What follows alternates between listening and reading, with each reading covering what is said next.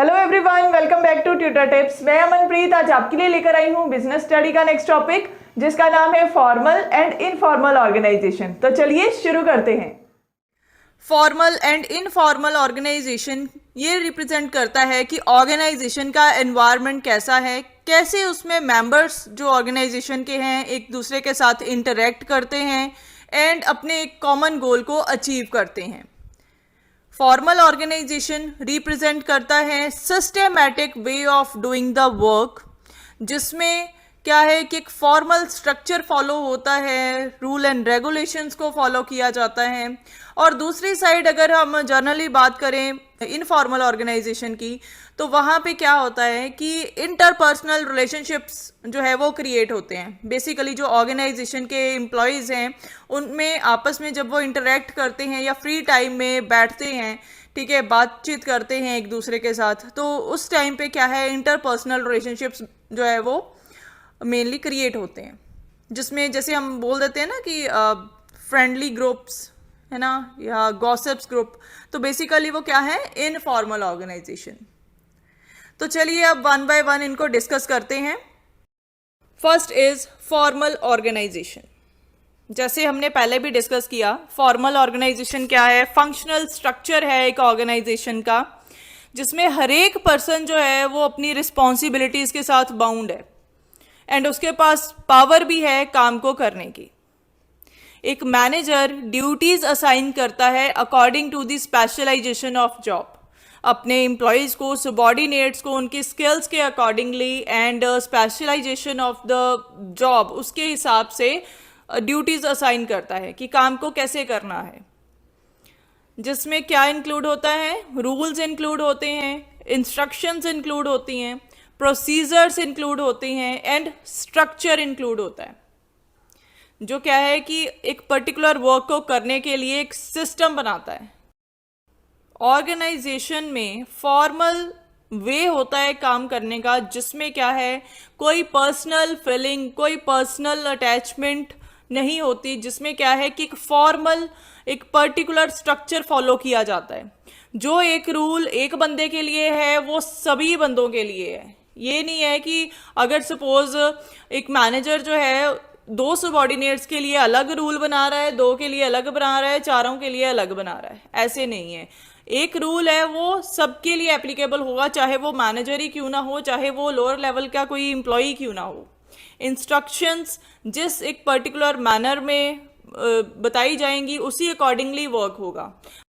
तो इसके कुछ पॉइंट्स हैं जिसमें फॉर्मल ऑर्गेनाइजेशन की इंपॉर्टेंस के बारे में समझाया गया है। चलिए वन बाय वन इसको भी डिस्कस करते हैं। First is systematic operations. In formal organization all the operations are running smoothly. पता है कि हर एक ऑर्गेनाइजेशन में जो फॉर्मल ऑर्गेनाइजेशन है उसमें ऑपरेशंस जो है वो स्मूथली रन होते हैं। उसका कारण भी ये है क्योंकि एक प्रोसीजर में काम चलता है, एक जो सेट ऑफ रूल्स बने हुए हैं उसके अकॉर्डिंगली वर्क होता है, एक स्ट्रक्चर में वर्क होता है, ठीक है। तो इसीलिए क्या है कि अगर ये स्ट्रक्चर फॉलो किया जा रहा है सभी एम्प्लॉयज़ की तरफ से, तो इसीलिए क्या है जो भी ऑपरेशंस है वो सिस्टेमैटिकली परफॉर्म हो रहे हैं। Second point is coordination. अब इसमें यह है कि जितने भी डिपार्टमेंट्स हैं सभी एक दूसरे के साथ कनेक्टेड हैं, जो भी ऑर्गेनाइजेशन के ऑपरेशंस हैं उनको परफॉर्म करने के लिए। अब जैसे अगर परचेज डिपार्टमेंट रॉ मटेरियल नहीं लेके आएगा, परचेज नहीं करेगा, तो देन प्रोडक्शन मैनेजर में प्रोडक्शन डिपार्टमेंट है वहां पे प्रोडक्शन कैसे होगी, एंड सेल्स डिपार्टमेंट सेल्स कैसे परफॉर्म करेगा अगर प्रोडक्ट ही तैयार नहीं होगा। तो लाइक दिस वे, ठीक है। तो क्या है जितने भी डिपार्टमेंट्स एक ऑर्गेनाइजेशन में होते हैं, चाहे कोई भी डिपार्टमेंट हो, वो क्या है इंटरलिंक्ड होते हैं एक दूसरे के साथ। Third point is no overlapping. अब इसका मतलब ये है कि फॉर्मल ऑर्गेनाइजेशन में जब सबको सिस्टमैटिकली डिवाइड किया गया है according to their specialization, according to their skills, मतलब सबको डिपार्टमेंट्स के अकॉर्डिंगली उनको वर्क्स जो जितना भी वर्क है वो असाइंड है, तो ये सवाल ही नहीं पैदा होता कि कोई डुप्लीकेशन हो जाए काम में, ठीक है, या फिर ओवरलैपिंग हो जाए, क्योंकि सबको सबके स्किल्स के हिसाब से काम बांटा गया है, तो उसके अकॉर्डिंगली वर्क होगा। Fourth point is focus. Formal organization में सभी मेंबर्स जो हैं मेनली उनका फोकस होता है अपने काम पे, इंस्टेड ऑफ इंटरपर्सनल रिलेशनशिप। मतलब इसमें ये नहीं है कि वो गॉसिप्स मतलब करी जाएं या अपना फ्रेंडली जो है नेचर एक दूसरे के साथ शेयर करें। नो, अगर एक फॉर्मल ऑर्गेनाइजेशन है, फॉर्मल स्ट्रक्चर फॉलो हो रहा है, तो सबको पता है सबका क्या काम है और वो अपने काम से मतलब रखते हैं और उसमें क्या है, कोई भी पर्सनल जो भी टॉक है वो नहीं होती। Fifth point is chain of command. अब इसका मतलब ये है कि सुपीरियर एंड सबॉर्डिनेट का रिलेशनशिप वो क्लियरली ये शो करता है कि किसने किसको रिपोर्ट करनी है। ठीक है, जैसे एम्प्लॉयज हैं, उन्होंने किसकी कमांड को फॉलो करना है, ऑब्वियसली अपने सुपीरियर या अपने मैनेजर की। तो देन किसने रिपोर्ट करनी है, ऑब्वियसली सबॉर्डिनेट्स ने। ठीक है, एम्प्लॉयज ने या सबॉर्डिनेट्स ने क्या करना है, अपने मैनेजर्स की कमांड को फॉलो करना है एंड देन रिपोर्ट भी उनको ही देनी है, जो भी उनके इमीडिएट बॉस होंगे या मैनेजर्स होंगे। Second is informal organization. ये बिल्कुल इसके ऑपोजिट है। इनफॉर्मल ऑर्गेनाइजेशन क्या रिप्रेजेंट करता है, एक नेटवर्क ऑफ फ्रेंडली ग्रुप। ठीक है, जिसमें क्या है, ये ऑटोमेटिकली जितने भी ऑर्गेनाइजेशन के मेंबर्स हैं, ठीक है, उनमें ये फॉर्म होता है। जैसे वो एक दूसरे के साथ इंटरेक्ट करते हैं, बात करते हैं, ठीक है, फ्री टाइम में वो गॉसिप्स करते हैं, तो उसमें क्या है, ये ऐसे रिलेशनशिप्स जो हैं वो बाउंड होते हैं।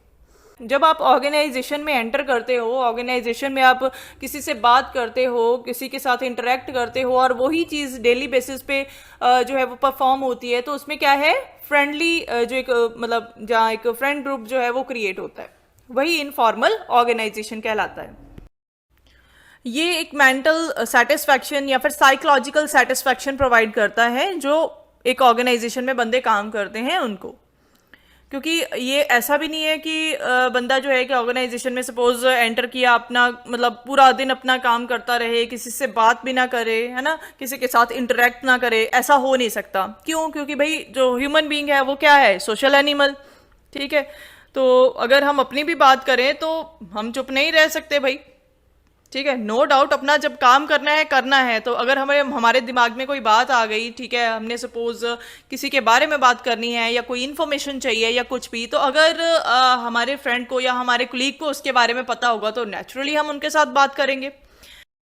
अब चलिए कुछ पॉइंट्स हैं इसकी इंपॉर्टेंस में, वो एक बार ही देख लेते हैं। First is fast communication.